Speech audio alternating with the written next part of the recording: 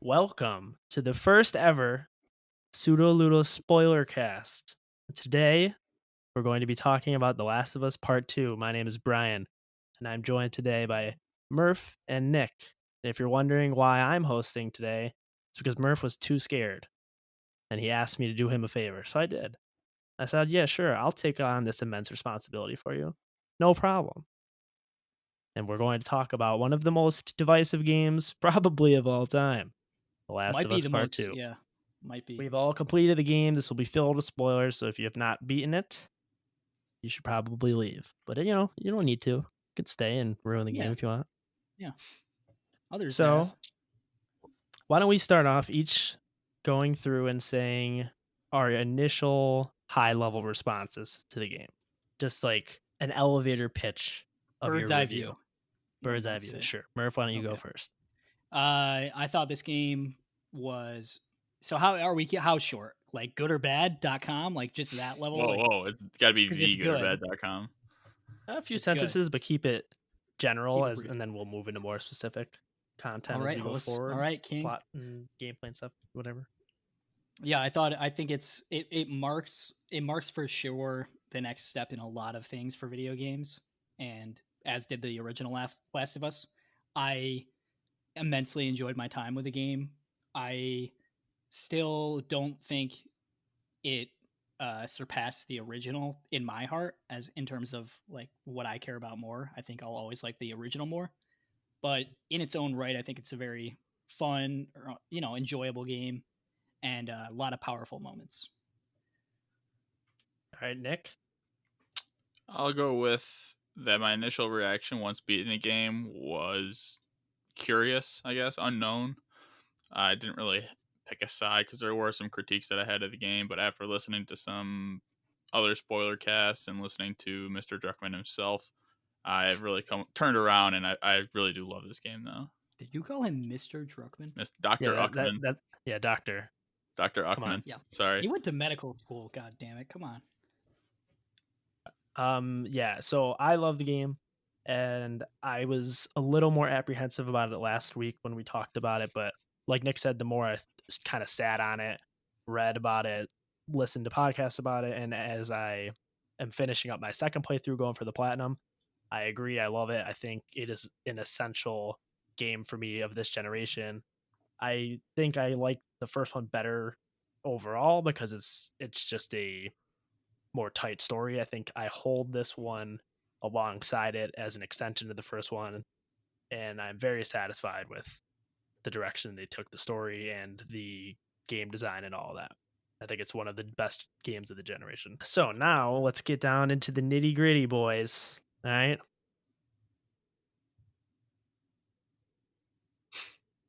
So the game starts off and you're playing as Joel.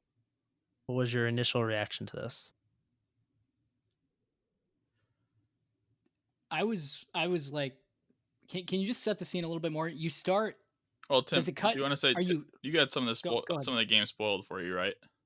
I did, yeah. I did not. So yeah, I did. I had very vague, like just the word golf I had seen, but that's it. I had no idea what that. I hadn't had anything spoiled, so starting the game as Joel was kind of not jarring, but a little bit of a surprise to me. I thought if you ever did play as him, it would have been later in the game, like you might find him or something. I don't know. Yeah, I thought he would have been like have distanced himself from Ellie at this point, but to start as him was a little bit surprising. So when the leaks first came out, I think I saw in a meme that was unrelated. It didn't say in The Last of Us a character dies 5 hours in or something. It said like just something else about a character dying very early on in a game, and it didn't have any specifics, and I was like, oh, like maybe, and I knew obviously there was controversy, and I was like, oh, maybe Ellie dies, because that would be extremely shocking, and you play as Joel getting revenge or something, because they'd been showing so much of Ellie. I was like, oh, maybe it's the reverse, a mirror of the last game where you start off as Ellie and end with Joel. And then later on, I saw a thumbnail of a video that said, Joel is dead, which is What a with the big monstrous. red circle and says What gone sexual. yeah, like what I that absolutely guarantees I will never watch that person's videos. I mean, ever. But yeah, so I saw that and I was hoping it wasn't true and that it was like fake or that it was just whatever. Uh, but I was actually relieved with how the plot went because it left a lot of things.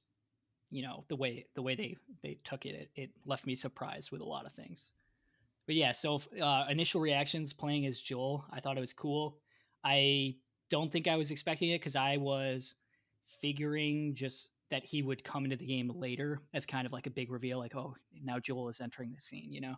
So I thought that was cool. And like riding back on the horseback with Tommy, it just gave you a moment kind of to just enjoy the graphics and just be wowed by how beautiful everything looked. And it also it gave a recap of the first game. Yeah, that's true. I agree that I was definitely surprised, and I thought like what you guys are saying that if you were to play as Joel, it would not be until the back end of the game. Like I was actually me and Murph were kind of speculating on the concepts of like what the game could be, and I was thinking that you play as Ellie in the beginning, get revenge on somebody, and then you play as somebody that was affected by Ellie's actions, and then you kill Ellie, and then the third act of the game you play as Joel to kill that person. And this, so playing as Joel right off the bat was very surprising to me. And I agree that that introductory sequence was a great recap of the first game, but I also think it sets the stage very well of this game is going to grapple directly with the ending of the first game. Because obviously the ending is very powerful, very iconic, and a lot of people were wondering in what capacity, if any, it would be important to the story. Yeah. And this lets you know right off the bat, like this is going to be very important to the events of the story. And as we come to find out, it is not just thematically, but also with the characters, with the story, and all that good stuff. Yeah, it was cool to see that they like went right there head on with it just to kind of show how important it was that those questions would be coming up in this game.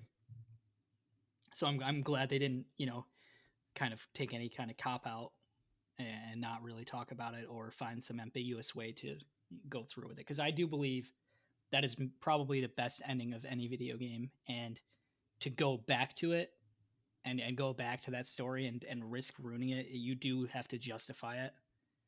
And so it's you can't really hand wave that ending. So I'm glad that they did attempt to take it on. Tempt, interesting word. All right, so moving forward, you play as Ellie in the opening sequence where you're in Jackson. You get a little bit of an introduction to the way the world has developed a bit since the end of the first game.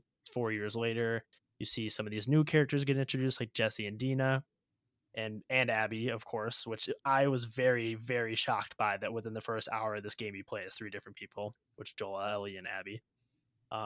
Which sets the stakes pretty clearly that Abby is here to kill Joel, and then does. Yeah, I have a And fun anecdote about that actually. go When ahead. I first started playing as Abby and I had control of her, it was kind of clear once you see where they are that they're approaching Jackson. You could kind of figure out and read between the lines like, oh god, they're here to, you know, things are not going to be happy very soon. And part of me was just so, you know, I just wanted these characters to be happy after everything they've been through in the first game.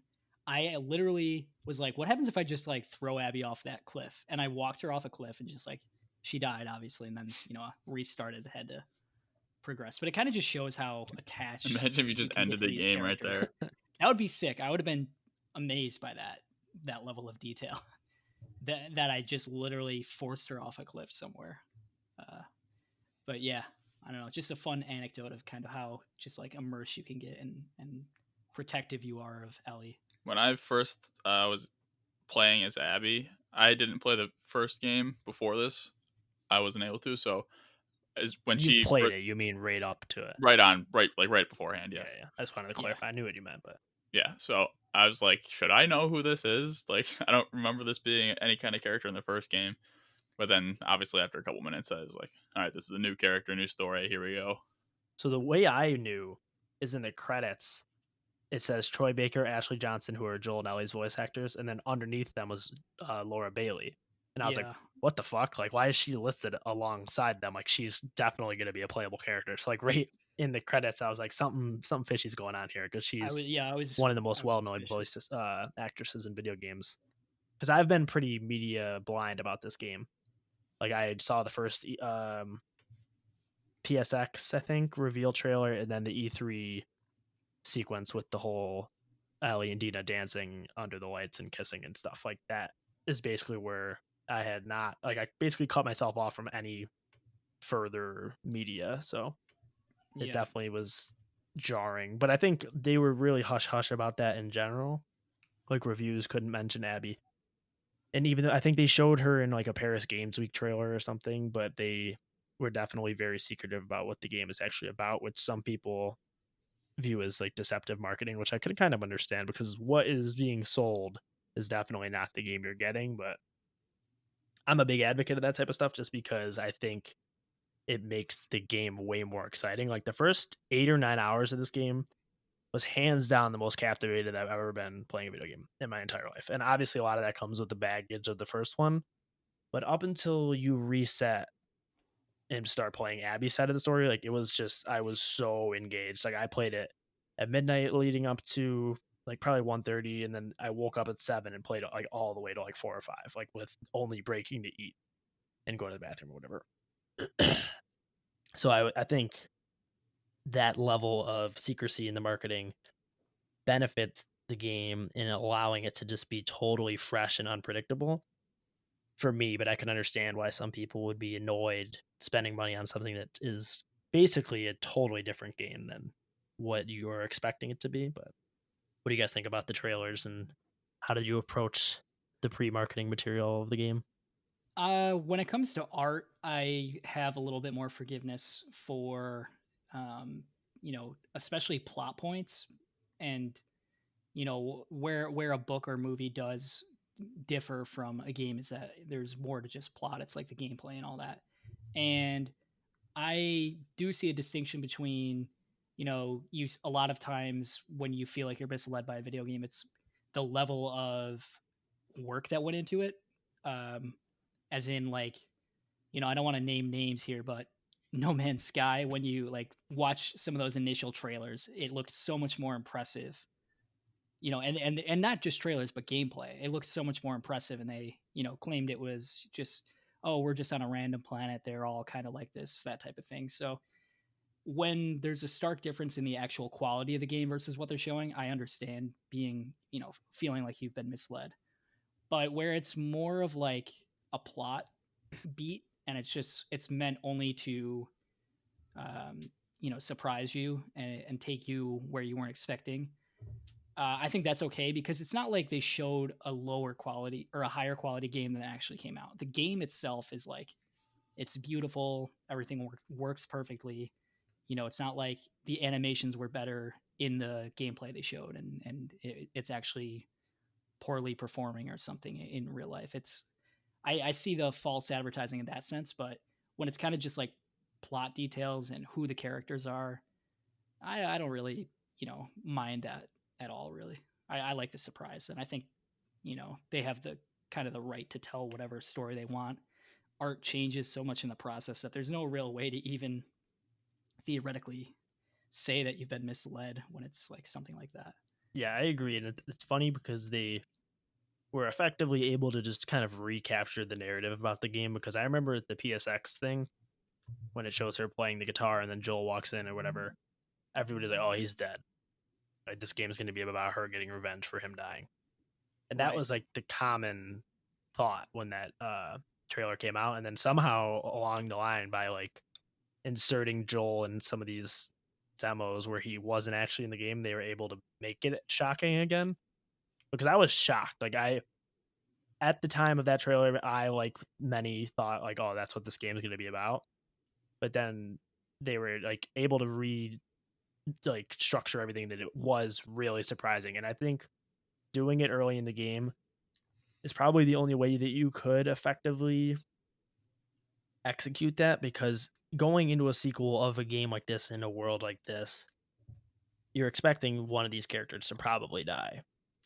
And if he died at the end, I just don't think it would have been as effective as it is in the beginning. And it's not like killing him off early removes him from the equation, because he's still immensely important to the story, both through flashbacks and just his actions having such weight that it's causing everything else. You know what I mean? Like, he's still so important to everything that's going on. Definitely. I think if they would have killed him off like at the end, it would have been more of a, I don't know, like trope kind of, where the quote unquote hero dies at the end of the game or whatever. So having the startling death at the beginning of the game or towards the beginning of the game is really set the pace going forward. Yeah, and I know people disagree, but I've never felt attached to Joel the way I'd feel attached to like Nathan Drake or somebody like that. Like Joel is obviously an amazing character, but he's not an amazing person, and he's not. Neither is Nathan Drake, dude. He's No, okay, mowing no, but motherfuckers like down. he's like it. Like Nathan Drake, it's like about playing as Nathan Drake, where Joel, it's like it feels a little bit more like just like you're living in the world and he's who you're watching, and it's a character study, but it's not like it doesn't. I don't need to play as Joel. You know what I mean? I'm okay No, yeah, I know with what it. you're saying. Yeah, But I do love that character, and I am sympathetic to him, and I think they're able to navigate that gray area in a really successful way, where like he is an anti-hero and he is kind of a piece of shit, but also I loved him, and it was really, really sad to see him die. And like, even though it's not like he kind of has it coming, like all the stuff that he's done, especially at the end of the first game, but in general, it makes sense that people would have it out for him, and that they would do such a brutal thing to him. yeah, So it's a really good balance of having that sympathy, but also it's not just like Captain America getting slaughtered in the beginning of a movie or something, like where it's just like really disturbing. Like, it makes right. sense, but it's also really sad. Yeah, the quick death type of thing has been established in the world. Like Oh I yeah, kind of people, except for yeah, Tommy. right. Tommy's God. The immortal Tommy. It's just it's different in a game like this, and even just in The Walking Dead, where they establish that no character is really safe ever. So yeah, it would be way more out of the blue if like yeah, like you said, like Captain America just gets stomped on. All right, so now, all right, actually, so let's talk a little bit about, so after this, after Joel is dead, Ellie goes on a revenge quest with Dina to Seattle to try and find and kill Abby and all the people that assisted her in the execution of Joel, leading up to the midpoint, I guess, of the game, where then it resets and you see Abby's perspective of everything. Well, let's talk a little bit about Ellie's portion of the game. Um, Walk me through how you felt about this experience, because it's basically when the game really starts, right? You have this big open world area, and this is where a pretty significant amount of the game takes place in the first 3 days of Ellie's experience. What did you guys think of this section? Yeah. Never Nick, why don't you go ahead? I was gonna say, I guess first off, in terms of the game itself, the environment, you could see, I think it's better than anything that was in the first game. Like the way Seattle is shown and the different areas that you can go to. I think that's obviously it's more unique because that kind of open world style wasn't in the first game. But uh, even just the way the wolves operated or appeared to be operating with the way they set things up at the quarantine zone, it's just a really cool environment. And obviously, as Ellie, getting back into that gameplay style was a lot of fun. Getting back into killing clickers and whatnot, but that was my initial impression. Yeah, I had a lot of fun being Ellie. I was really looking forward to it from the minimal amounts of the game that I've seen. Because, I mean, she's just such a cool, badass character. And, you know, she's one of the most iconic modern video game characters. And I thought they did a great job with her and Dina. I thought Dina was really cool. I was a little skeptical at first of like, you know, what is this going to be kind of cliche and like, you know, kind of just a boring love story where Dina's going to die and Ellie's going to be, you know, really upset. But I was really happy with where they took things. they fleshed out both the characters, and it feels like Ellie has grown so much more. It's kind of hard to watch her like be this kind of much more jaded individual than she used to be. But it's understandable given the world that she grew up in. And that's part of the tragedy of the game, I think, is just watching this character that you were so attached to in the first game kind of turn into somebody you don't want to see her be. Dina is a great complementary character to Ellie. At first, obviously, she says she wants to. This is kind of jumping ahead a little bit. Obviously, wants to go along with her on this revenge quest, but then as things progress towards the end, she wants to be the one that stays home and raise the family and everything. But Ellie's the one that wants to go back out there. So I think having those two kind of personalities that you see throughout the game is a nice touch. I agree. I do think their interplay is exceptional, and just their little flirting and banter is amazing. As Naughty Dog is always so good at writing that type of character stuff, and it is a really fine line between just kind of obnoxious and really charming that they're able to just never cross over to being obnoxious with their kind of jokey nature that everybody kind of has. Yeah.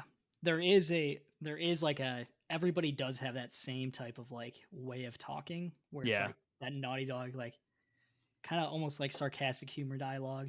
Yeah, And not everybody, but a lot of people. not Yeah. everybody, but like it feels like sometimes those conversations could be the exact same in Uncharted or something. Oh yeah, for sure. It's definitely their style, but I think Yeah. it's the best in any game.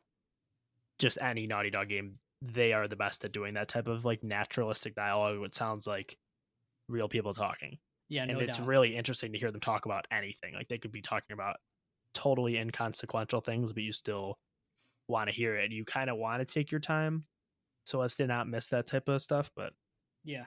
Yeah, for me it is there's such a Naughty Dog is probably better than almost anybody at blurring the line between story slash cutscenes and the actual gameplay. Like in a lot of, and things are getting better and things are progressing, but a lot of the times it would feel like you'd play, then you'd hit a cutscene, then you'd play more.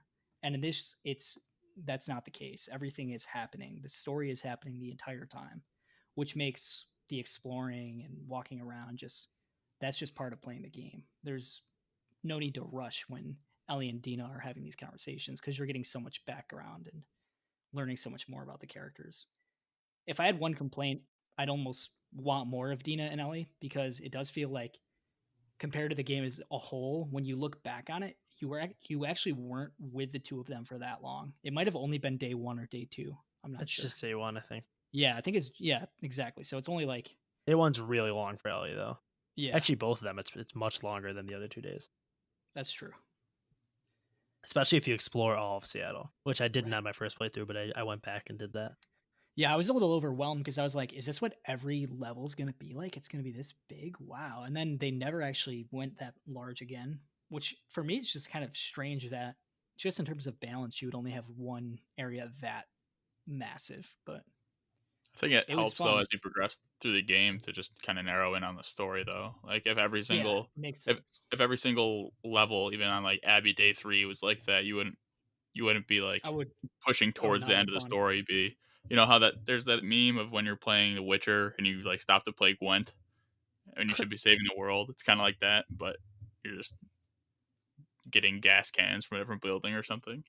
Yeah, Yeah, definitely. I agree that it would be weird to have more of those, but I do also think it's a very strange choice to only do one.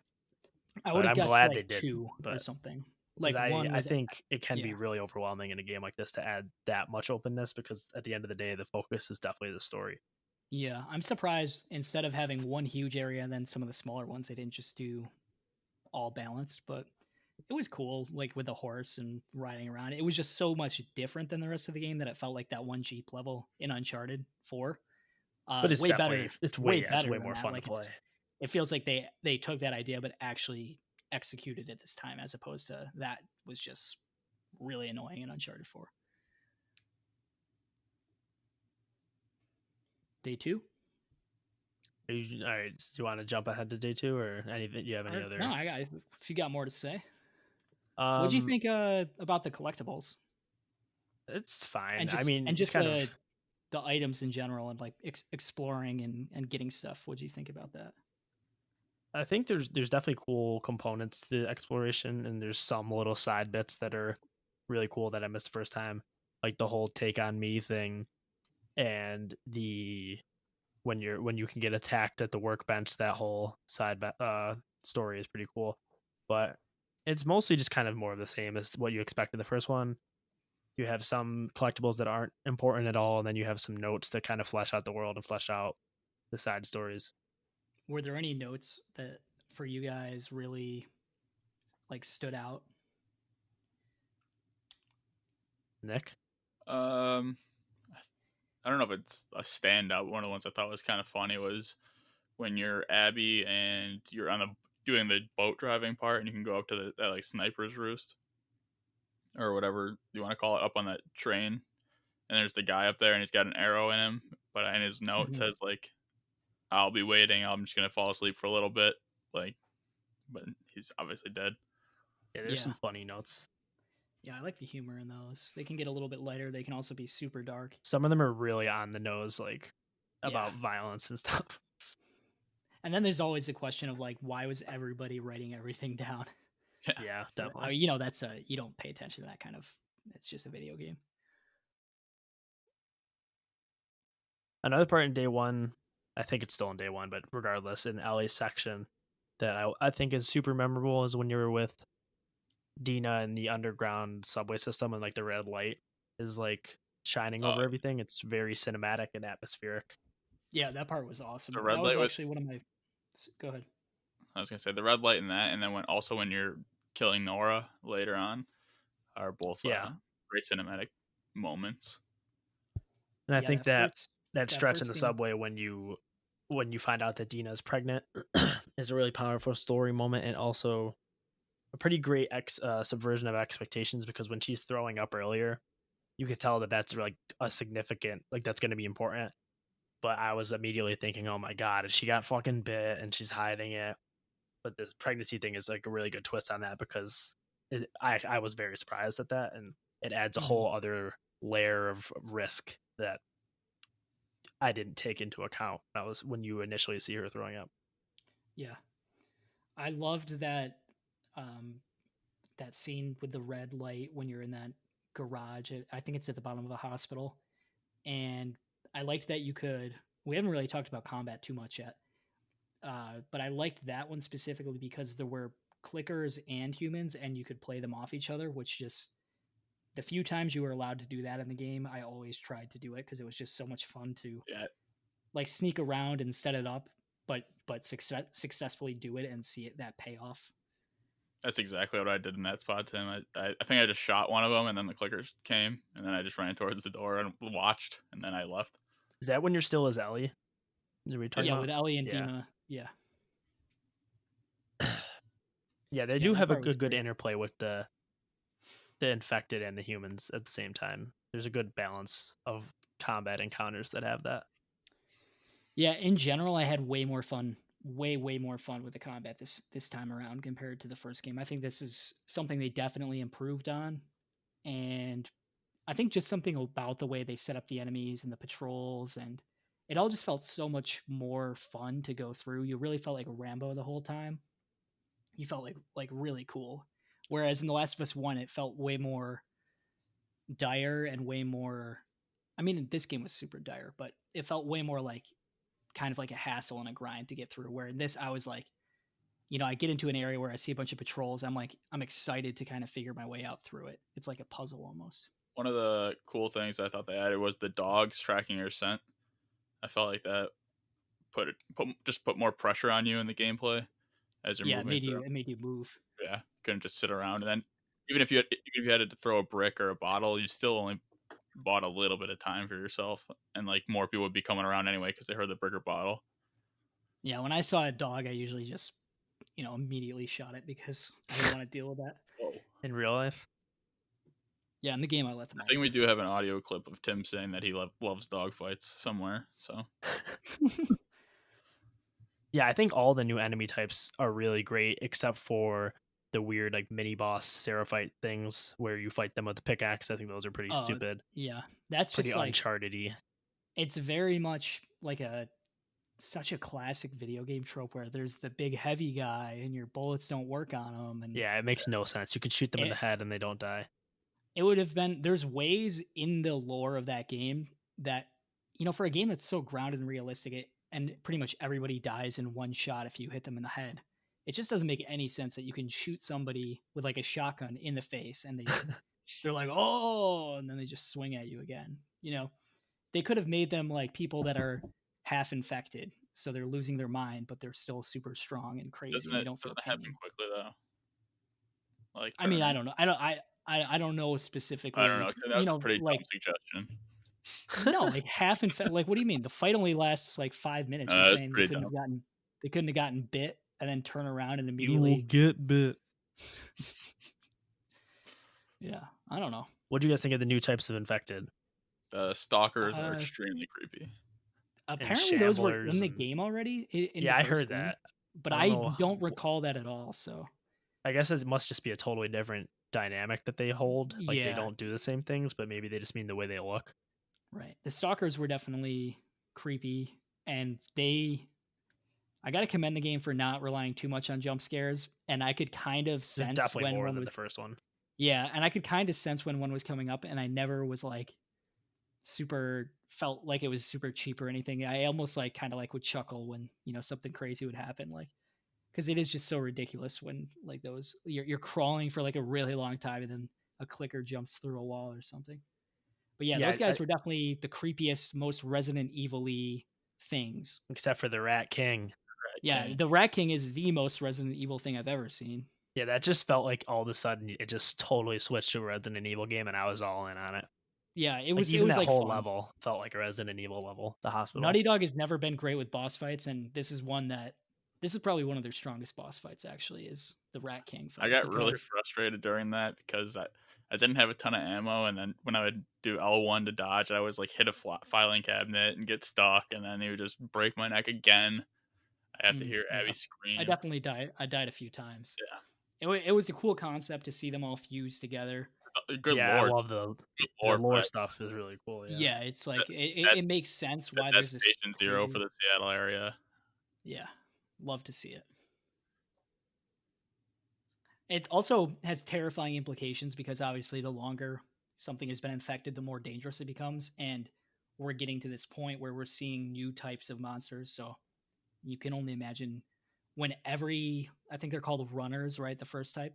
Yeah. What happens when every runner becomes a clicker and every clicker becomes one of those things? Like, that's not going to be good.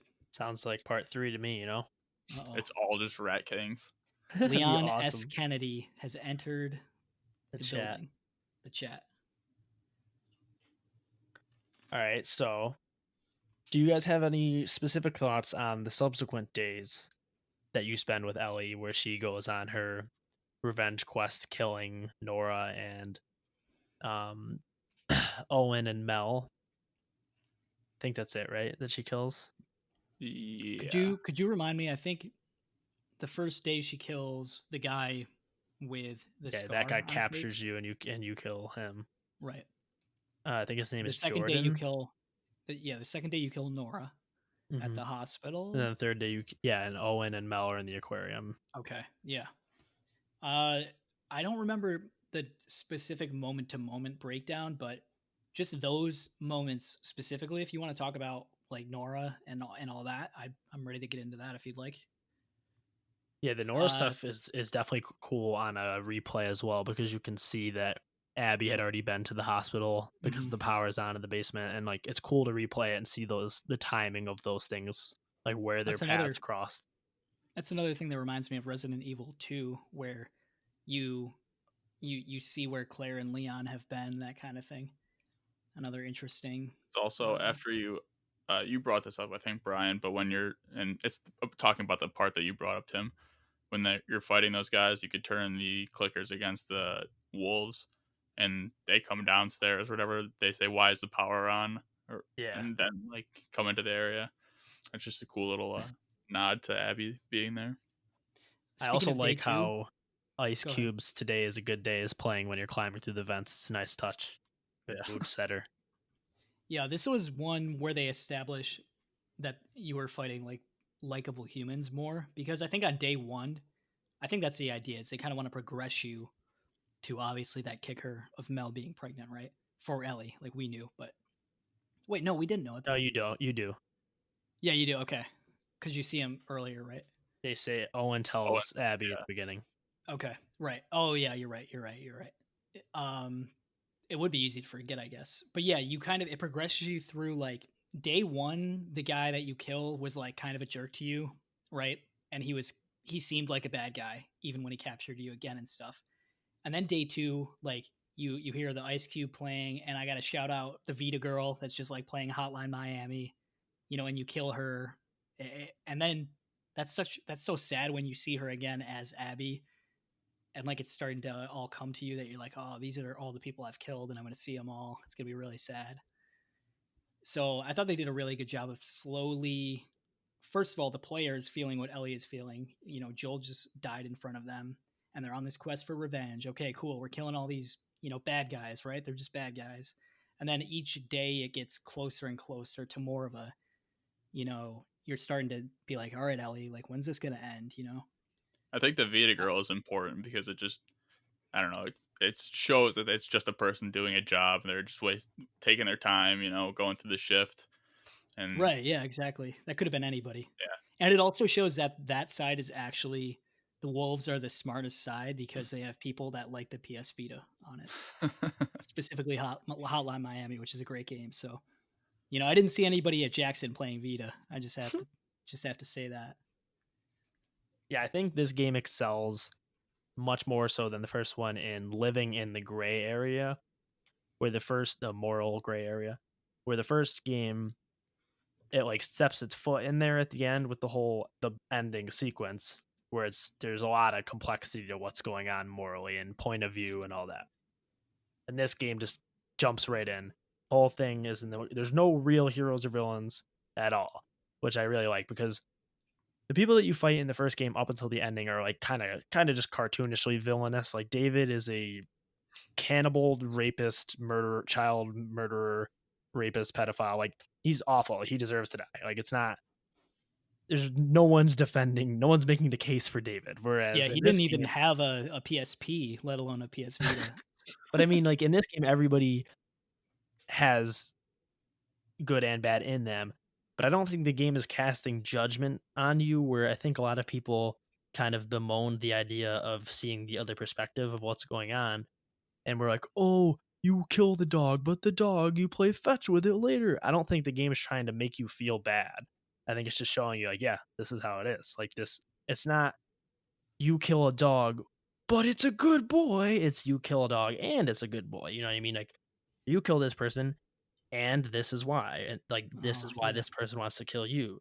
And it's not necessarily like Ellie's bad and Abby's good or vice versa. It's just like, here it is, and Yeah. here's the reality of this world. Here is the story of these people, and it's kind of up to you to pick and choose who's good, who's bad, even though I don't think it really boils down to it in that way. But Yeah, I don't think good or bad matters. I think everybody, there's no heroes and there's no villains. Everybody is just a person. yeah, And we're all, this is just holding up a mirror to it's like this society is it's causing these problems, but it's not like, it's just how these people you have know, to live. Like, it's yeah, yeah, it's this violent world, and it's their way of, it's all about this tribalism and this us versus them. But as soon as you see the other side, they show that with the Seraphites and the wolves, like and the fireflies, and Joel, and just like on every side there are good people, there are bad people, there are just people. It's not about ideals, it's about how you're like, portrayed. yeah, exactly. It's yeah. You Yeah, I could, do like like, you how could you could imagine a world where Ellie and Abby are friends. If Abby had just showed up at Jackson, right? Like, it seems like they would probably have a lot in common. mhm. Abby has her dorky nerd coin collection thing going on, and Ellie collects like comic book cards, which I love, by the way. I think those are a really cool collectible. The coin is like really funny. I like thought that was like really like humorous, that this like crazy. Like at first she seems like this murderer, like, you know, just badass heroine, and she just is like collecting coins. That's a Don't we very all? it's a very innocuous thing to do. Yeah. Going back to an Ellie section, any thoughts on Jesse? I know we touched on Dina a bit, but do you guys have any thoughts on Jesse as a character? I thought he was cool. I liked Jesse. He's definitely my least favorite character in the game. Oh Like yeah. Yeah. like pretty good, but then I think when they tell you that Dean is pregnant, you're like, oh, it's his kid. I kind of care about him a little bit more now, and then it, you know, gets popped. He's the one out of everything in the game that feels the most like a plot device to me and not particularly interesting. He's just Yeah. kind of like a guy. Yeah, I could see that. And it does almost feel like his death was super convenient where when I was like, oh shit, like Dina's pregnant. Like this is going to be this crazy, like, you know, is she going to go back to Jesse? You know, is Ellie going to be jealous of Jesse? Like it seemed like they were kind of hinting that she was going to be jealous. And I was like, is this going to be, you know, cause a rift between them? Are we having some kind of weird like love triangle thing going on? And they kind of walked out of that just by killing him. Spoilers, you know, but they It's a kind of didn't spoiler have. cast, Murph, all right? I know, yeah, they didn't have to really deal with that question of like, you know, is Ellie, you know, the parent of JJ compared to like where would Jesse have fit into it? You know, it it would have been interesting to kind of see that all play out. So it does feel like a little more plot devicey that he kind of just came in, you know, got Dina Gives the pregnant, and world a then baby and yeah, and explodes. then dies. So I see your frustration. I hadn't really thought about it that way, but I yeah. also just don't think he was charismatic or like he just didn't. He seemed way more of just like a stock character than anybody else in the game. Mm. Like I don't I know, would not like he I was a bad character, but yeah. just like he stuck out to me compared to the rest as not being particularly compelling. He's somebody I could see getting a comic book or getting a DLC where it's like it seemed like there was a lot going on underneath the hood for him, but you didn't see too much of it. Like just the fact that he shows up, like that was a cool reveal where someone grabs Ellie and I'm like, oh, this is definitely gonna be Tommy, right? And it ended up being Jesse, and that was like a genuine shock for me. I was like, oh wow, this guy, you know, risked his life to come out and help Jesse or to help Dina and Ellie. So I don't know. He kind of got points in my book for that. Nick, it sounded like you were going to say something. No, I was just gonna agree with Tim that I thought it was gonna be Tommy also grabbing Ellie from the grass when you jump down there. Yeah. Well, Tommy was too busy being an omniscient being and overseeing all the events. He's like Dr. Manhattan, just like carefully orchestrating the events of the game. Yeah. All right, so let's move now. Flip the script, if you will, to Whoa. Abby, the most controversial character of all time.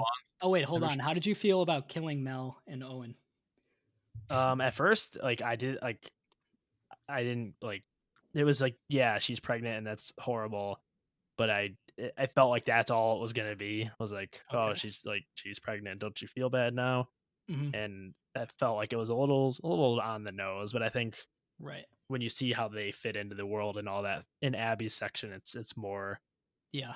interesting. But I'll have a lot more to say about Owen.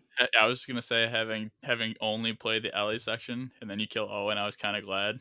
I thought he was annoying. yeah, But it is cool to see Ellie use the Joel and Tommy tactic of trying to turn the two against each other when she tells them to point at the map. And then yeah, if either of them are lying or wrong, it doesn't match up. She's gonna. Yeah, and I think Druckmann said this. I can't remember. Somebody in the game said this where it's like she tries to be like Joel, but it does backfire and it fails, and she almost gets killed because of it because she doesn't have the same.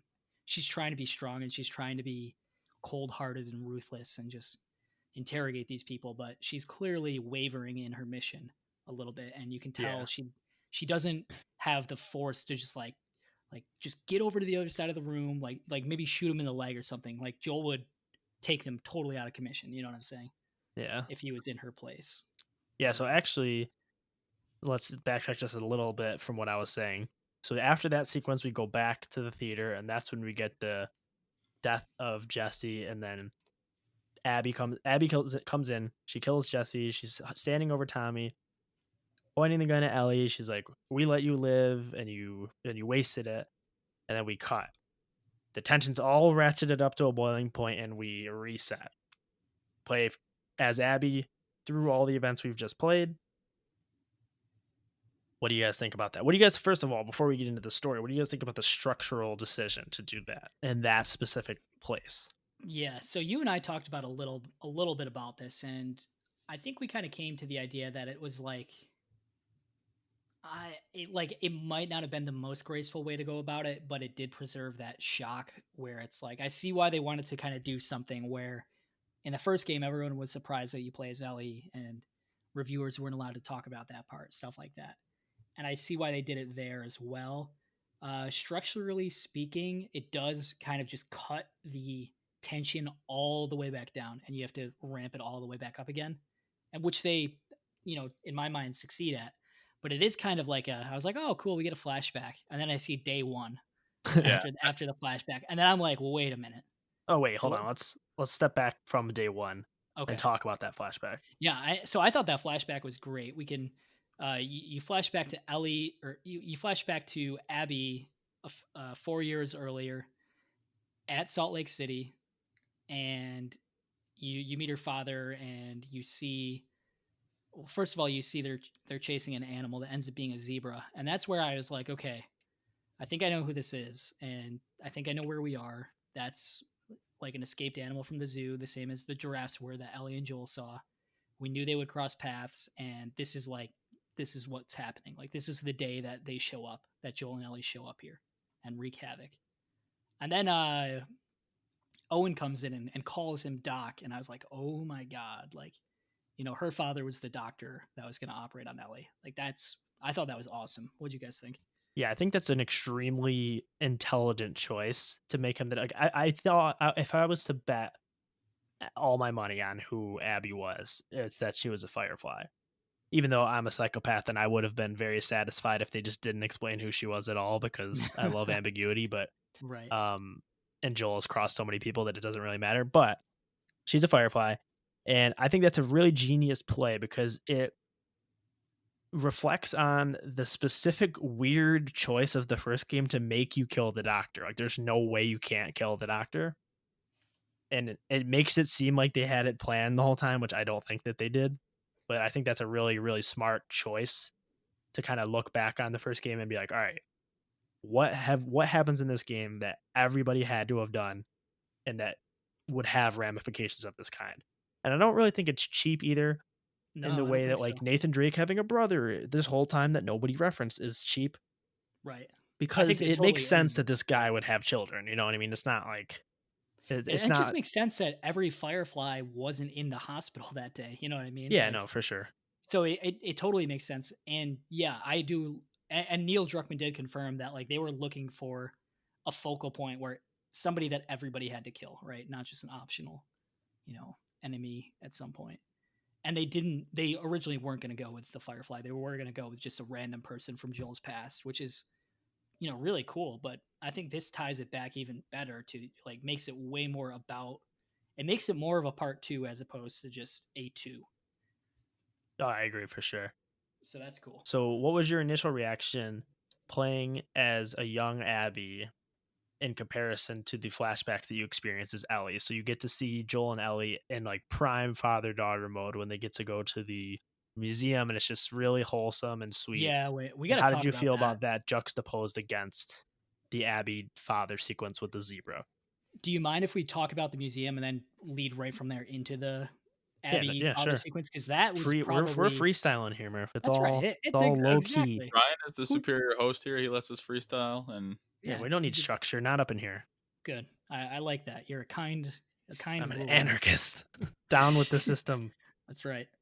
I mean, how could that not be one of the most just emotional and incredible moments in any game?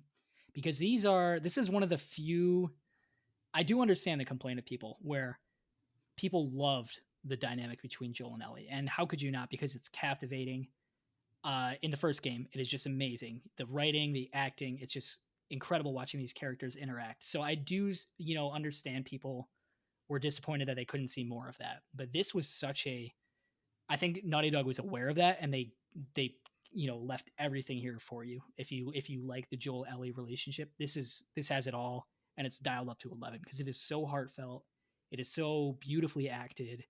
You really see how much these two characters care about each other, and obviously juxtaposed with where the game stands right now, and what happens when Ellie finds out what happened at the hospital. Like, that is such a good contrast, and it shows how hard it is and how painful it is for both of them to know that truth, that it was all kind of a lie. Yeah, going off that, I think one of the best pieces of subtlety in the entire game is the end of that when you see the Firefly logo graffitied and it says liars or liar. And they don't say anything. They just like look and they're just like, all right, it's time to go. Which I think is one of the best moments in the game. Like, it's really just, it hits you without becoming melodramatic. Like, it's just like Yeah, they both know and they just don't want to talk about it yet.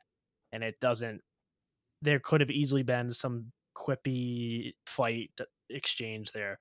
They don't do it. They cut. right. And That's a obviously we great get the point. bit of a blow up later on with when Ellie returns to the hospital. Which, to me, like, how the fuck did she get there and how did Joel know she was going there? Because isn't the implication they were in Jackson still? That's a little bit Uh, of a stretch for me. Like, she rode I all the way back there and Joel knew to go there. I think I understand, and I mean Joel's like an expert tracker, right?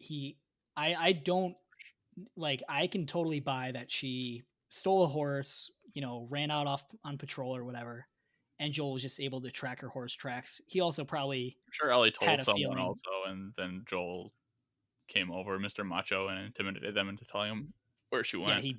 he tied up Dina and Yeah, he like Jesse. shot somebody's leg off. Like, if she just like Jesse told and Jesse, Dina never talked Joel would about get that Jesse scene, to but talk. yeah, where'd she go? It better both be right, or I'm gonna kill you both. But yeah, it was. I totally buy it, and also, you got to suspend disbelief because they're No, yeah, fast I know. traveling around the country. But yeah, it's a good One of question. one of the biggest suspensions of disbelief is how everybody's like, I'm putting out feelers. I'm looking for leads. Like, who are you Yeah, getting leads from across the country when there's dude. no phones, no mail? Sometimes I still get lost looking for like the closest pizza shop. Like with the internet and every like satellite directions, everything. Like, you're telling me these people can find someone on the other side of the world, or the other side of the country, when there's like, it seems like only a few thousand humans even in the country. I mean, it's a smaller world, I guess. So like, there's probably only one dude named Joel that's alive still. Imagine if he was the wrong one at the beginning of the Yeah, I game. was thinking about that. They really go out on a limb that it's him. Yeah, they were ready. Like, there could have been another Joel, like in That's that also a village. great moment. If just talk about that for a second when he says, "Oh, I'm Joel High," whatever, Yeah, and the room. they all look at him Oh, and that goes, was "Oh, y'all act like you heard of me before or something." yeah. He The knew, room just and they knew. drains of It was like amazing. of Yeah, at all sense of safety. it felt like a horror movie at that point, where like, and I think that was I the think the tone game in that they went general for. feels a lot more horrific and scary and atmospheric than the other one, where even right off the rip, there was like a sense of dread in that sequence when Joel's telling Tommy what he did. Yeah. And I think that carries through the entire game. So let's walk it back now. That was an amazing moment with Joel and Ellie at the museum on Ellie's birthday. They go through the dinosaur exhibit, and then you obviously see this scene of Ellie imagining she's going up into space as an astronaut, which is Wait, just what do so you mean beautiful. imagining? Right, right.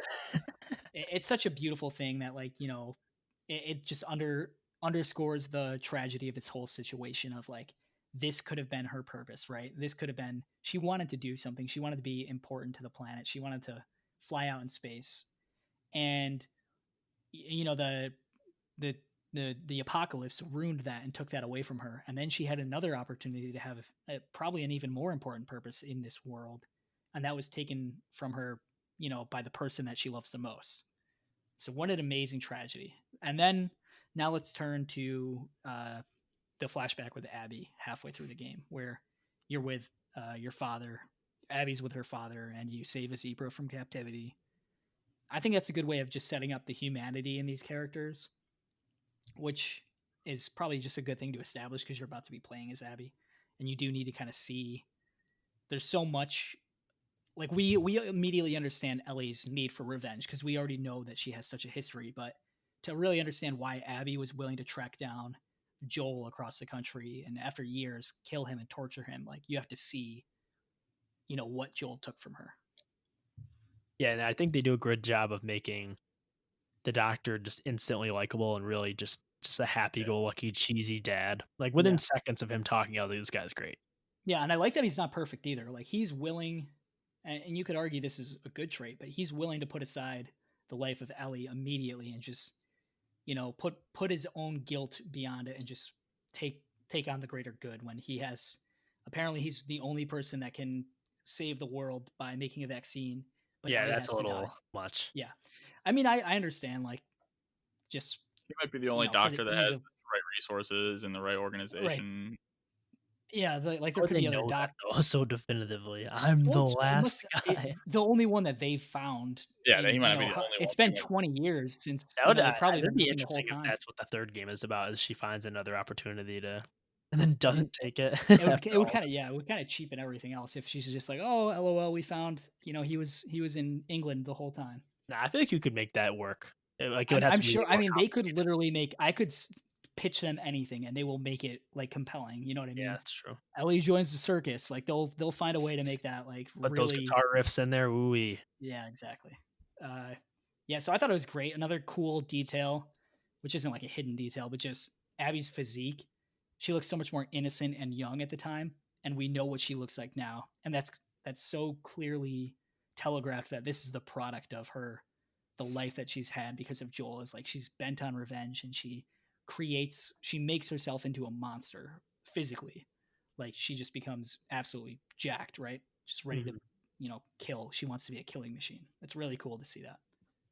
So then we go into Seattle Day 1, which admittedly, when that happened, I was like, not sure about this one, guys." Like, and I do think Day 1 is the most unenjoyable to play of Abby's sections because but I do think it's necessary to have it be the length that it is upon reflection after beating the game and seeing the pacing of everything, because the more that you're with her, the more you really start to understand her as a character and her friends and the conflict. But when I was first playing through that section, I was like, I just don't know about this at all. And I think it's a risk that pays off eventually. But at the beginning, my initial reaction was definitely hesitation. And then I learned to stop worrying and trust the Druck. But what was your guys' initial reaction to when you realize, when it starts to set in, that you're going to be playing as Abby for a long time? Yeah, at I first was I a was little like, hurt, honestly, yeah, I think they because want you to be though, because that tension that's it's in the kind of theater is gone. At first, I thought the flashback was necessary, and I was like, all right, cool, get back to the theater, see what's happening. And yeah, then day 1, and I was like, oh god, not this again. yeah.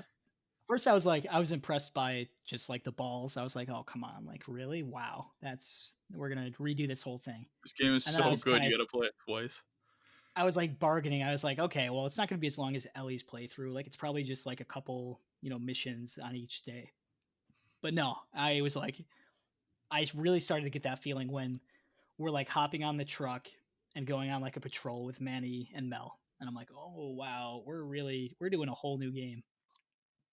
And all your upgrades are gone, which yeah. immediately made That's the me stupidest choice of all of it. I think, and yeah, the biggest flaw I have with the game is just from a gameplay perspective. Like, your upgrades and your supplemental, like your weapon upgrades and your player like upgrade tree, like they don't matter because you literally just have to do it all over again in the middle of the game. right. It's like I didn't know when I was playing as Ellie that like, those were probably my final upgrades with Ellie, and now I'm just starting a new character. I think there was probably a more graceful way to do that. And it definitely killed my excitement to explore when I was like, oh wow, this is just getting me back to where I already was with Ellie. Like, oh, I can upgrade my health a little bit more. I can, use listen mode from farther away. Like, I had already been able to do that, so it did feel like, oh, really? Like, I As like this, like as Abby, but like the skills were the same ones pretty much. There's a lot of different ones, but early on, the basic ones you're learning are still the same. I'm like, oh, this is like, as I Abby, just when have I to. found the first training magazine or whatever, I was so hurt.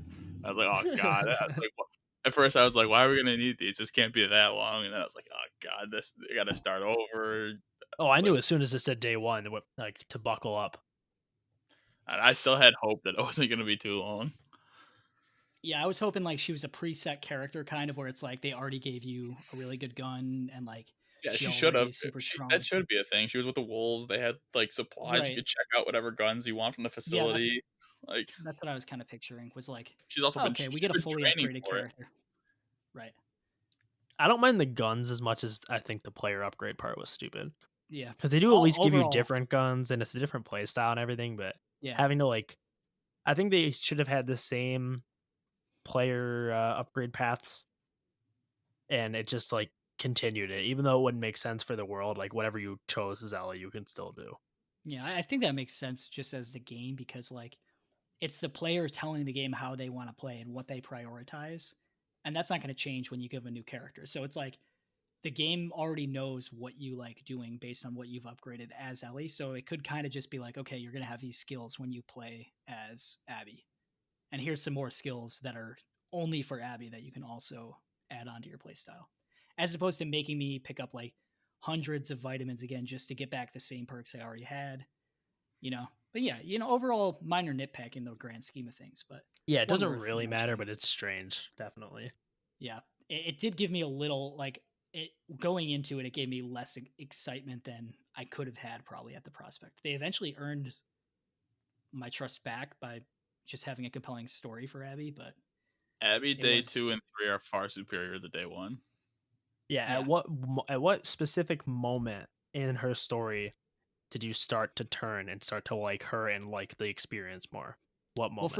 for me, I without even knowing her backstory and just realizing that Joel has crossed so many people and I was like already I didn't even know who she was, but when she killed Joel, I was like, well, you know, this is Naughty Dog and this is going to be a very detailed game and clearly she's going to have some kind of backstory that I'm going to get on board with because that just makes sense. So I was already predisposed to trusting her and liking her and expecting that she would have a good justification. But I think immediately seeing the relationship with her dad and seeing what happened and knowing she was a Firefly, that all made me like her. It was more about just buying into the gameplay and like replaying the game with her. For me, I think that was like when you start to learn more about her relationship with Owen.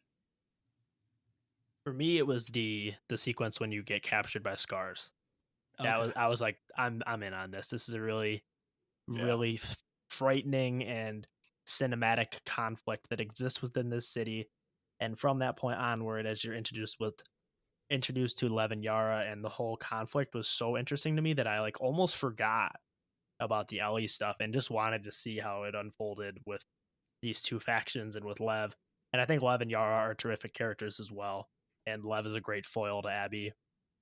And I do think it's I'll save that for later. Nick, what was your moment? I was gonna say when you like start taking care of Lev and Yara, that just shows that she isn't just this brute force killing machine, hell bent on revenge. She's a person that cares about other people still, and like she's Yeah, 'cause still she's a Firefly.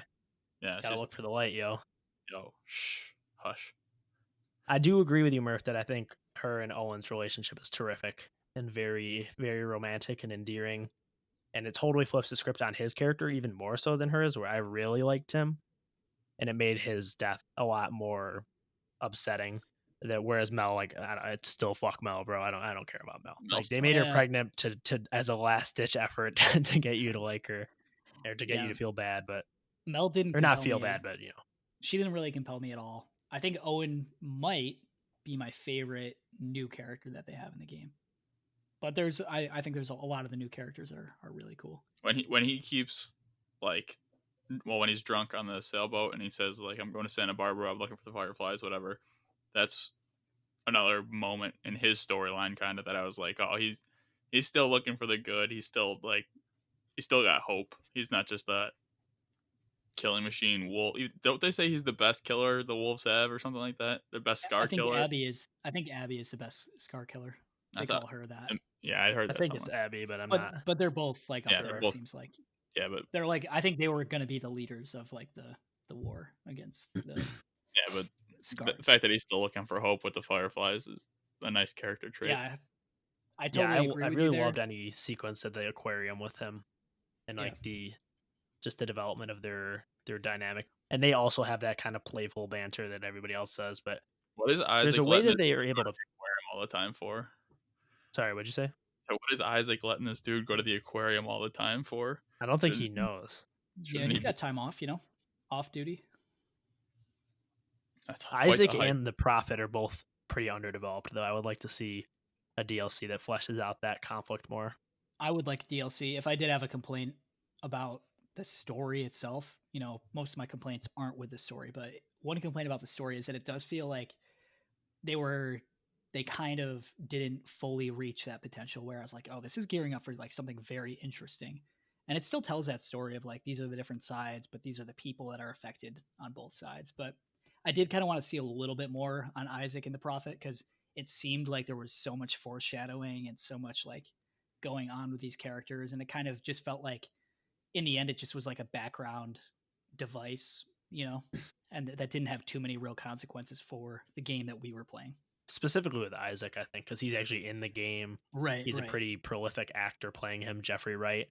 Whereas the Prophet is dead, which I did like that though. It's an interesting idea, similarly almost to Joel, that this person just kind of hovers over the events of the game without even being alive. Like their actions were so significant that it carried over into dozens of people's lives without them still being there to know it or partake in it, which is I think cool versus actually having a villainous leader on their side.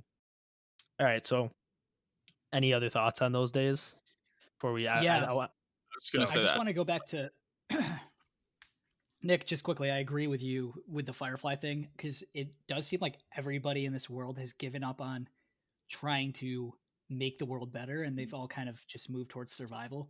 So it was really cool to see just one person still have hope for the future and still be trying to fix humanity and not just fix their own life. Because even the characters we love, it's still about surviving to the next day. mhm. And it was cool to see that, like, just to have an idea, just to have some hope for the world that there are people out there that are looking for solutions and looking to help people. So I did like that kind of. What were you going to say, Nick? I was gonna say I think that day two and three as Abby have the best cinematic moments in the game. Mhm. Like they're I far better agree. than anything else in at least 3 days. I think. The island sequence is incredible, and I think that's one of the most memorable parts of the entire game. Just from a visual standpoint, everything on fire.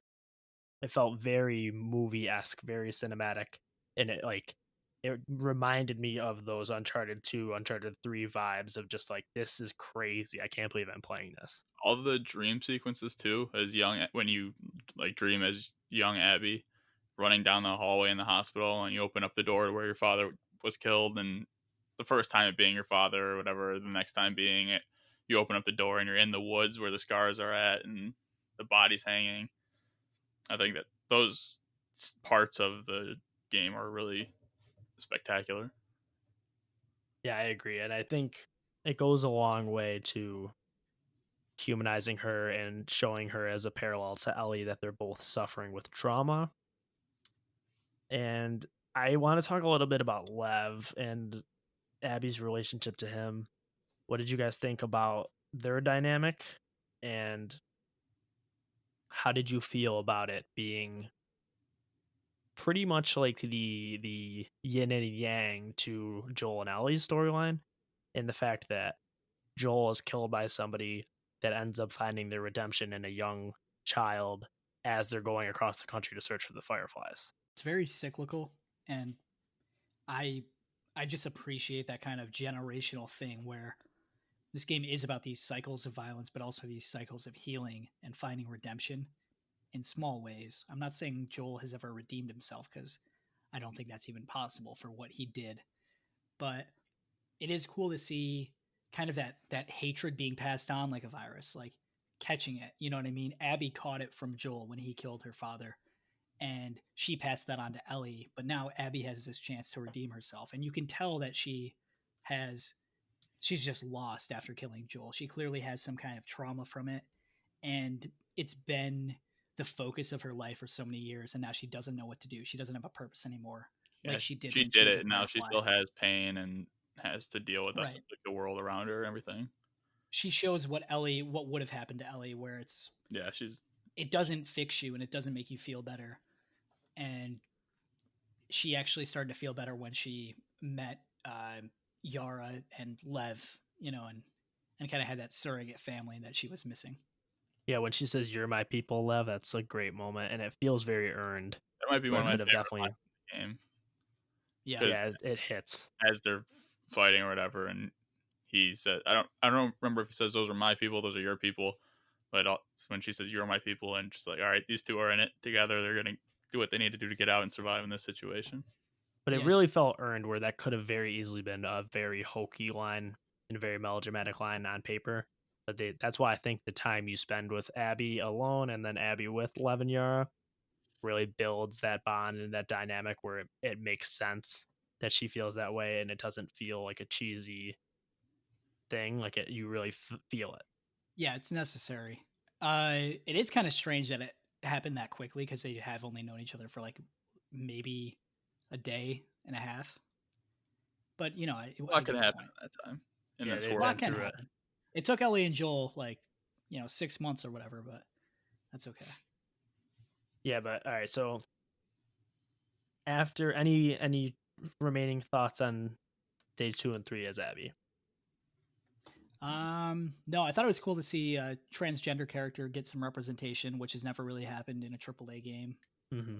So I just thought, that was really, great to see some inclusion and telling stories that aren't just about the same character every time, And they did it bringing in well new too. perspectives. It wasn't like down your throat, right in your face, like this person is transgender. That's part of their story. That's why they are leaving their cult. That's how they got Who into they the are. main story. That's who they are. Yeah, it's very matter of fact and heartfelt, I think. And I think the character is excellent. I would love to see Lev and Abby DLC or Lev and Yeah, Abby sequel, but I I don't know if they're gonna do that with some of the reaction to the game, but I think I saw I that would they play it. weren't planning DLC just in Yeah, I general. heard that, but I don't really know if I believe that because Oh, they've okay. also lied about a ton of shit. So I feel like they could very easily just be waiting until they feel more people have been in the game before they say They anything. gotta cut that Mel DLC that they've been planning. All right, so nothing else about day 2 and 3? You're saying it like there's something we're missing here. No, I want to I know. I'm make just sure. I wanna mop it up. uh, I don't think so. All right, so then we move into where these two stories collide once more, and you have to fight Ellie as Abby, which I think was one of the most stressful sequences I've ever played in the video game. It gave me Breaking Bad season 5 vibes, where I was just so scared that I didn't want anybody to die. Like when Dina jumps into the fray and then Lev's there, I was like, please no, everybody just get along. And I just think it just is I, very effective. And I really think one of the most successful things that these games, both of them, have done is experimented with the idea of point of view in a video game. Like, I think the idea of fighting the character from the first game from the perspective of a new character is so cool. But Ellie's not a villain. Like, you don't want Prototype her to 2 did it die. first. Well, no, not in that way, right? Aren't they villains? Yeah, I'm just messing around. But yeah, the character you play as is the villain in this second. Because you game. really don't want any of them to fight. Right? Yeah, it's Or, totally you don't want different. any of them to hurt each other. Like, you're please no. in the moment, I thought for sure they were gonna make you kill Ellie. Yeah, so did I. And I was like, I don't want to do this. I thought Dina was gonna die because I saw a fake spoiler that Dina dies. So I was just like, well, here it is. I guess this was like the big twist for the game. And then I was like, okay, wait, why is it not happening? Yeah, that scene is a lot to take in. Boss fight itself is a little cheesy, but I think it works all things considered, especially Yeah, compared to the boss gameplay. fight at the end. Just to critique the gameplay quick, it's like kind of funny just to see like There are you're parts. playing. You've played as Ellie for 2 games, and she should know these tricks by now. Where you throw a bottle and like the guy's like, "Oh, what's that?" Parts But where like I you was totally walking like, right next to her, and like she didn't know. yeah. What happened to listen mode, Ellie? Huh? It would have been Yeah, cool. It would have been cool to see her use the same. Like I don't know if they like that. I think that'd be awesome if she didn't show up on listen mode and you had to actually listen, right? Just like and try and figure out where she is. But she also threw bottles and she also tried to ambush you the same way you do when you're playing as Ellie. Like I think they could have done that better. They could have worked a little bit more on that to make it more like believable that you're actually fighting Ellie, because it does feel kind of dumb that she's just like creeping around and she has a shotgun and you don't have anything, but like you're able to just sneak up on her and hit her with a bottle. Like it feels a little cheap to Ellie to do that, where it would have been awesome if she was actually a threat and she didn't show up on listen mode because she knows how to be so quiet and she can trick you and stuff. That'd be really cool. I agree, but I do think it's a much more effective boss fight than the end boss fight. All right, so after that, we move to Ellie, like a few months down the line, has a totally stable life with Dina and the baby JJ. It's super wholesome scene on a farm, just like Dina said she wanted the farm in the beginning of the game. They got it. You kind of Red Dead around a little bit. You heard some sheep, and then the Lord himself, the Father, the Son, and the Holy Spirit, Tommy, he descends upon us to reveal that somehow he did not die during After any of got in this. the head. Yeah, I Which thought there were no I think that's the doctors stupidest part of the entire game, for sure. Yeah. Yeah. Died. He should have died. Who And I who don't think it saved even who matters that saved he's his life? alive, because she Yeah. could have been putting out feelers on her own and putting out leads, whatever that means, on her own. She doesn't need him to push her, you know? Which I thought, and he's totally like, I get that he's been through some shit, but he is Yeah. totally 180. Like, hey, you bitch, you better, Yeah. you promised me, or whatever he's saying. The Like, more it's, the more I think about it, the more I actually like that. Or no, I don't like it, but the more I respect it because it is so tragic and he shows what happens to revenge, right? Like what yeah, happened, where revenge takes you. And I liked Tommy. I always liked him because he seemed just so much like he seemed like Joel, but way nicer. You know, never as extreme as Joel. And I just wanted him to be happy with his wife because it seemed like Joel just ruined everything when you came to his base in the first game. yeah, but he also could have just not gotten shot in the head, and that would have solved. Like, I get that it probably just grazed his eye, but it's just, it seems very cheap They to could do have it just that had him way. get shot in the chest or something, and it looks like he died. It like have the same thing, right? But Yeah. yeah, I agree. It is kind of strange. It But leads. It shows that it makes it much more striking when you see him that he looks like just completely like yeah, he's that's just fair. lost everything, But I agree. But yeah, so he comes back, tells you he's found Abby somehow. She's He's built like an omnipotent. ox, and Ellie's like, "All right, buckle up." Even though you can tell she doesn't really even know why she's doing it, and she goes off to Santa Barbara to find Abby. You play as Abby briefly, only to get captured by the cast of Days Gone. Yeah, Booze And Man comes up and grabs you. then No, yeah, can you we wait? Can we play a hold few on? Can we hours as talk Ellie about till the the? finale. Can we talk about the radio scene with Abby because that was awesome. That Yeah, was that one of my part's favorite great. moments in the game Yeah. when she's dialing through. I think that could have, it's Neil talked about Neil, friend of the show, First name basis, huh? talked about deciding where to have cutscenes and where to have interactivity, and he said like there were some moments where they didn't want you to be playing because it would just be too easy to like mess it up and not get the feel right. But I think it would have been really cool if that was a thing where you were turning the knob the same way you turn the safe, that kind of thing, and Yeah. you were looking to find a signal, and like it would make you feel that much more relieved when you hear something. I liked it the way it was. It's one of my favorite scenes in the I game. think you're just wrong, Tim. I liked it the way it was because as it like was panning out kind of behind Abby, you could hear her voice starting to crack. She's starting to cry as she's trying to reach for a signal somewhere. I don't think you're gonna get that same kind of experience if you were turning the dial, and I don't know. Yeah. I feel like It's you'd be almost like more I said that focused with on. Neil, what Neil said, No, I think you're just wrong. Do you even listen to Neil, Nick? Do you even listen to Dr. Uckman? I always listen to my doctor. Yeah, that was just such an amazing moment because it was like, oh wow, there is some hope in this game. And then they were like, oh, you thought Okay, here hold Dude, on. that comes part's horrifying. I have a yeah, question. the Sons of Anarchy say Was Was that an actual Firefly signal, or do you think that was the Rattlers or whatever they're called, Rattlers? No, it it's is an actual Firefly. one. And if you pay Because attention at the to end of the game, they show yeah, that they got there. yeah. On the New Game Plus menu is them on the shore. And also, they've confirmed that. Neil has said that. Friend of the Yeah. show. He is friend of the show. He is a friend of the show. But so, yeah, Abby gets captured. You show up as Ellie. You track her down. Thoughts on anything before you track her down when you're in Santa Barbara and it's a pretty short section for the most part. I think it's a nice new area that they introduced. Yeah, I did like the setting for sure. Yeah, in The Last of Us, we've only really seen super dense green foliage and snow. We haven't really seen too much else. So it was cool to see this whole new aesthetic, and it really opened my eyes to like I mean, I love the aesthetic of The Last of Us, and it's very much about that green forest look and everything's overgrown. But it would have been cool to see more biomes, you know.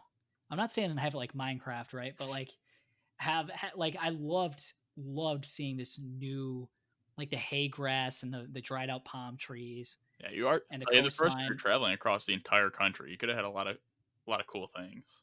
Yeah, and that was a PS3 game, so I understand why like you know, but in this one, the fact that it only took place in Seattle kind of, I mean, at least the main section took place in Seattle, did kind of like limit the scope of it, uh, you know, in terms of like what you could have explored. And it was really cool too. It feels like for the first time, see a new area. Like now I would love to see like, you know, what does like Texas look like? You know, what does like the desert look like? What does Florida look like? A Yeah, big swampland, you know, with like that would be awesome.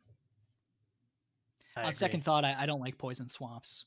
So if Dark Souls. Miyazaki ever got involved, you know, you would know you'd be playing the whole game in a Neil, poison these swamp. swamps have to be poisonous to the character. Why? Just trust me. Yeah, they love it. Characters love when that happens. But yeah, all right. Yeah, take it away, Brian. So we navigate through this sequence. We find Abby on the shore with Lev, and they're like on poles, like being starved. It's really foggy and dire and horrifying. And Ellie takes them down, and they find boats on the shore. And there's two separate boats. Abby and Lev are getting into one, and then Ellie starts to walk away. And then she has a flashback to Joel in his final moments, all bloodied and battered, and she realizes, I came all this way. This is I gotta finish this. And so she kind of forces Abby to fight, which is a very provocative scene. It's just kind of disturbing. Like you can tell nobody wants any part of this, and they're just like doing it. Right. And it's another section where you don't really want to partake in the events of the Absolutely Ellie game. has to not. threaten Lev to get Abby to fight. It's like, Yeah. Yeah, holding a knife to his throat. It was so gut wrenching to watch that, especially just because you love this character and you hate that she is like this now. And it just goes to the whole theme of the game. It's like this revenge is just a monster that takes over. She doesn't, the good in Ellie does not want to be there and does not want to be doing this. Like there's a part of her that wants to just be with Dina and move past all this, but she feels compelled to fight this battle for Tommy and to fight this battle for Joel. Like this game is all about like letting go kind of you know, not just like letting go of hatred, but letting go kind of your father figures and your like Abby has to learn to live without her father and Lev has to live without his mother and he can't, like it's bringing him down. He goes back to the island and his sister dies because he can't move past leaving his mother behind. Like it's all about letting go. And it showed here how hard it is to let go of like these things that have just been ingrained in Ellie's mind. Yeah, so you get this boss fight, this kind of quick time event thing that isn't particularly fun to play, regardless of the implications of the story, just gameplay Yeah. wise. Yeah. But Ellie gets the upper hand and she's about to kill Abby, but then for the first time in this post game section, she's able to remember Joel before this. You see him on the porch with a guitar, and then you don't know at that point, you don't know what that means. And then she lets go and she lets Abby leave. And then you see her sitting on the shore all alone in the fog. And then we get this cutscene, which I think is one of the best scenes in the game. I want to talk about a cutscene before this though. The barn dance or whatever we want to call it, Oh, okay. party, Yeah, sure. because I don't remember exactly where that takes place. It's still towards the end, right? I Like, what think does you're that right. come No, yeah, after? I think you're right. Or Yeah, wait, no, that might be in the scene where you're with Gina, like right before you go back. But yeah, whatever. It goes back to the barn dance that was mentioned earlier in the game with Seth. I think the guy's name was in the yep. barn, and I think that cutscene is really great. Also, the way the lights are like up, and you get the third person behind Ellie, but it's still like a little bit closer than normal. I don't know, but you're going through and uh, you're dancing as Ellie. You're dancing with Dina, and Ellie says Sniffles. all these guys are looking at you, and Dina says, "Why aren't they looking at you?" And she says, "You're just joking." And Dina says, "Maybe they're jealous of you." And then Ellie says, "They have nothing to be jealous of." And then Dina says, "I think you're a big threat," and they end up kissing. Or I think they should see you as a big threat. They should be terrified of you or something. Yeah, and then they end up kissing, and then Seth, some grumpy old man, comes over and says some slurs or whatever towards them being lesbians, and that's when Joel comes in, and he, up until this point, I think you're led to believe that this is the first time that Joel has talked to Ellie in a meaningful way in like a year or 2 years. He comes in and he defends Ellie and tells Seth not to talk to them like that, and asks her if she's okay, whatever. And then Ellie says, "Whatever, like I don't need your help. Don't get involved." And then you leave. And at that point I was like, "Oh my god, these are the last words that Ellie said to Joel, because this is the night before he dies." Yeah, that's what you're definitely led to believe, and it's very tragic. And specifically, it was interesting that they chose to use that scene in an E3 demo because the context that it holds in the game is so different, and I think that must have been purposeful. Yeah, it was. It had to be. I was waiting the whole time for that scene. I was like, all right, they've been referencing it, so I know we're going to see it at some pivotal moment. But yeah, I was beginning to think it was either cut or an optional scene that I missed. I was so sad, thinking like, wow, that's the last thing that you said to him. And but yeah, then you get to see what actually their final words were, which is this scene that stopped Ellie from killing Abby, where you see Joel on the porch playing the guitar.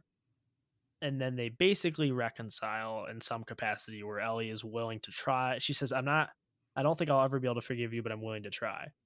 And the acting is probably the best acting I've ever seen in the game. So subtle, but so powerful. And Joel says, "I think I'll like that," or something like that. yeah, and he's like, he gets choked up, and it's just like, it just really, really hits. The music is terrific, and it really kind of, in my eyes, shows you what the game was really about the whole time. Where it's not about, to me anyways, it's not about revenge, it's not about violence. It's about two people just fundamentally displaced from their life and what they thought they knew, and the existential implications of that, where Ellie and Abby face trauma in the death of their respective father figures. And in Abby's case, the loss of her entire faction, the Fireflies, what she had put all this hope and stake in, their worldviews, everything is just totally taken away from them. And they go on these revenge quests in an attempt to find it.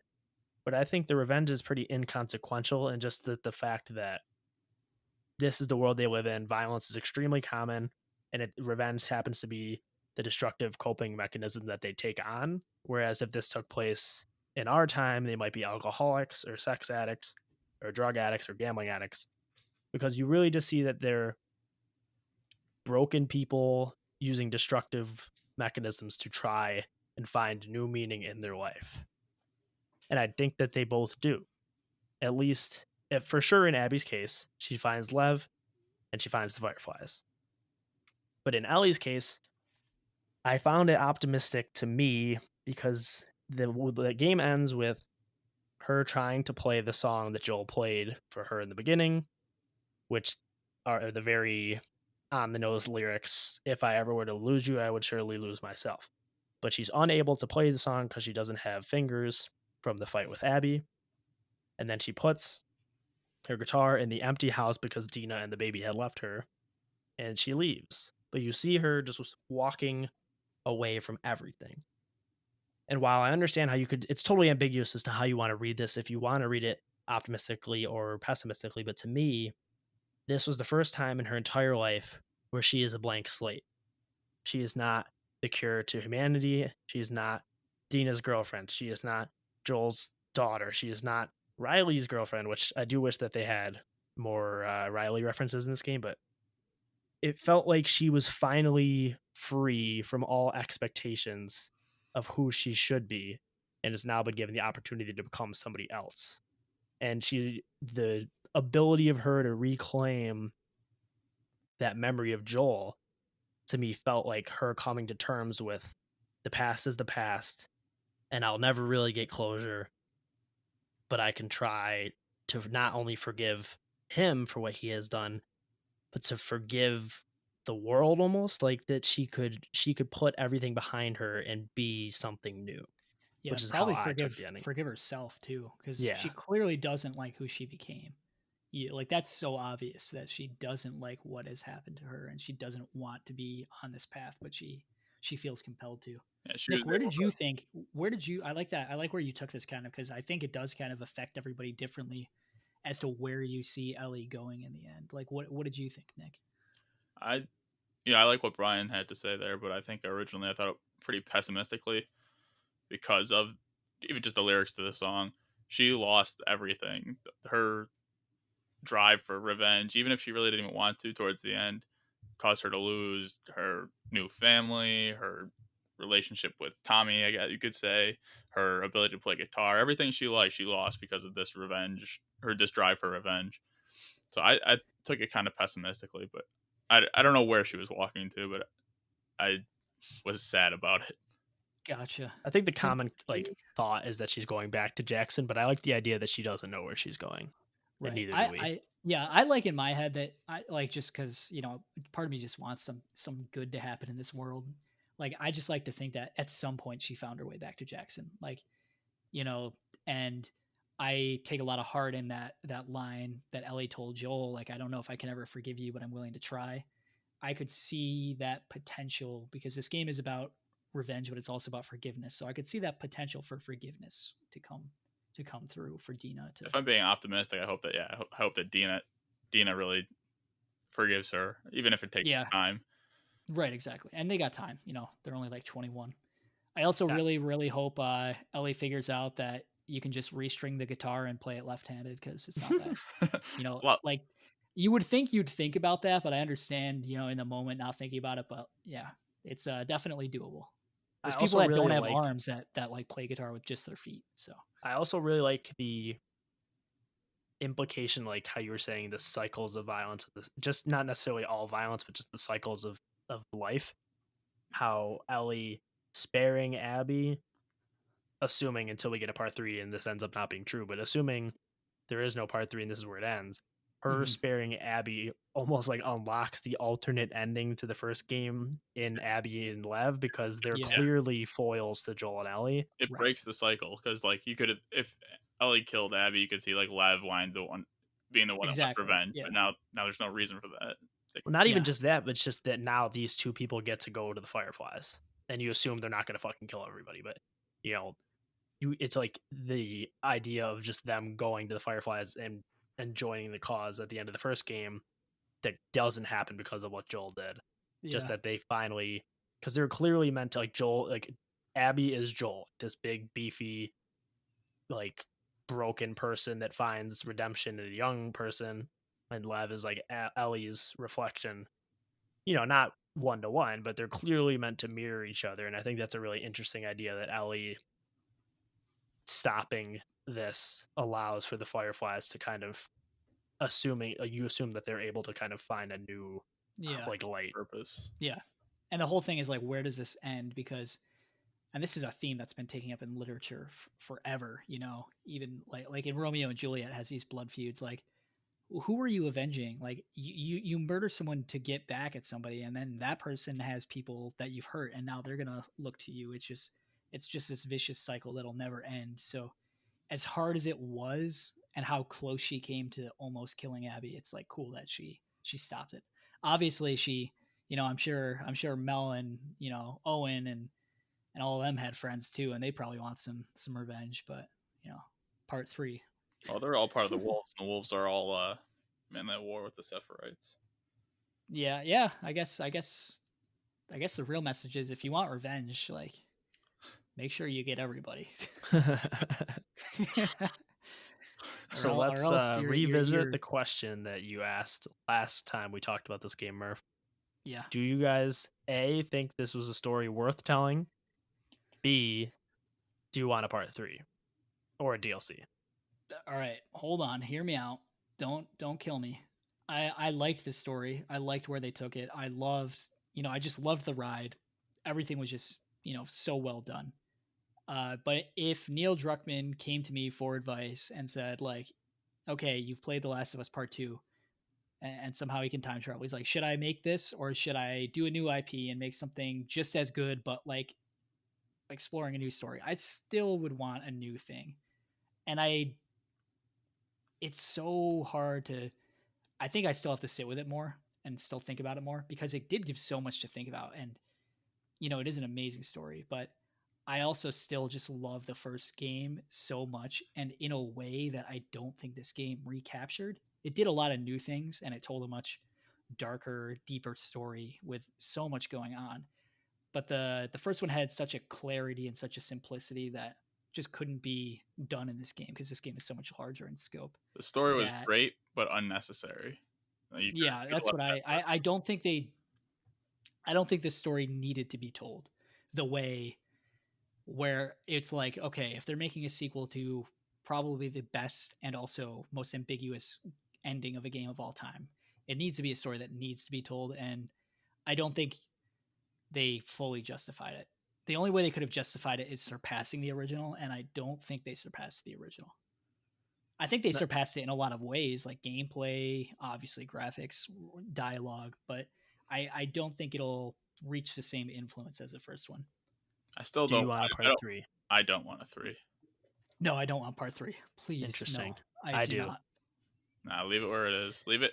Yeah, See, I think at this point you might as well keep going because I they've get already that idea. unraveled it. And Yeah. I want a part 3 way more than I wanted the part 2. And I agree that I would be while more I think this accepting is of a a part terrific 3. extension of the first story, I'm not really particularly convinced that it needed to exist. Yeah, I don't think it needed to exist. And I do agree where it's like, if you asked me after playing The Last of Us Part 1, oh, do you want to see a sequel? I'd be like, absolutely, like, no way. Like, don't do that. Yeah. But if you ask me after this, I'm like, I see that there's, places this could go. And I'd be more open to seeing more now that they've kind of already, quote unquote, ruined, it's not like they actually ruined it. I don't think that. But now that they've already kind of let the cat out of the bag, I'm more open to more games in the series. Although I would way more prefer Naughty Dog work on new IP just so that their creativity can be fully unleashed and they don't feel tied down by a world. I don't want a part 3 next. But. Right. So like in a perfect world, like, okay, yeah, I'd play a part 3, absolutely. But like in a world where I know like how game development works and how many games a creative director can make in their career, like I want to see new things come out of Druckmann and Naughty Dog. I don't want them to turn into a GTA machine the way Grand Theft Auto will just be coming out in perpetuity, stuff like that. Wait, you guys didn't get offered shark cards immediately after you beat the game? So Factions is still coming, right? Yeah, that's like a separate thing. Hopefully it's like, we don't know anything about it, right? There's no official announcements. Just that there's something coming. I mean, I think it'd be a great launch title for the PS5. And I also think it'd be great if it was free to play. It's got to be free to play, dude. No fucking chance people are buying that on its own. For all PS5 players, get everybody in. You've got a new multiplayer experience. Like, yeah, it would be awesome. And I think the combat is so much better in this game that it would just be great. I'd love to see multiplayer is fun in the first one though. I tried it out and it was fine, but like I also, whatever, didn't need to play it. All right, boys. We've been talking for nearly 2 hours. Do you have any things you want to get off your chest before we wrap this up? It can't be for nothing. So no. No. Nick, good or bad? Good. I thought we had a new scale. Imagine not having established that after everything I was still wondering if you thought it was good or bad. Yeah. I'm according to our scale, what okay, Bri. Yeah, of course, big in. Which is that just shows the flaws of the spectrum because I like this way more than any other game I've played this year. Except for maybe Final Fantasy VII. Pretty good. Nick, where can they find us? Well, Nick, they can find us on Twitter at Pseudo Ludocast. They can find us on Instagram at Pseudo Ludopod. They can search for us on YouTube also.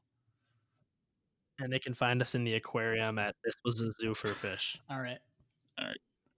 Thank you guys for joining me, and thank everybody for listening. Let us know what you think of this game. Bye now. Bye. Goodbye. Bye, kiddo.